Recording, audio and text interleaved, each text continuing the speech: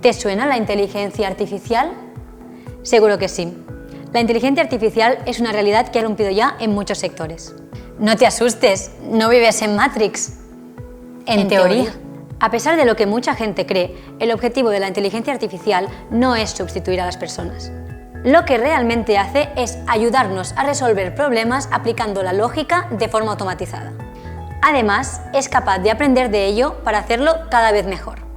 Esto es lo que se conoce como el Machine Learning. Así es como la inteligencia artificial y en concreto el Machine Learning pueden ayudarte a vender más y mejor. En primer lugar, los sistemas de inteligencia artificial son expertos en detectar patrones, por lo que esta tecnología es perfecta para hacer prospecciones de negocio muy precisas. Un sistema de Machine Learning es capaz de aprender de las best practices de los comerciales. A ver, no le dará la mano al cliente ni preguntará por su familia, pero sí puede ayudarnos a ofrecer una experiencia más personalizada adaptándose de forma automática al perfil del comprador. En tercer lugar, puede mejorar la productividad de tu equipo comercial.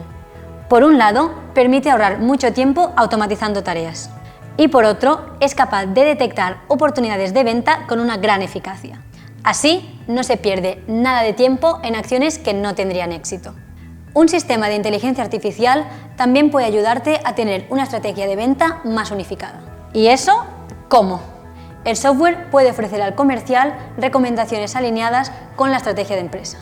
Por último, con un sistema de inteligencia artificial, el argumentario de venta siempre está actualizado, lo que facilita muchísimo el proceso de incorporación de nuevos comerciales.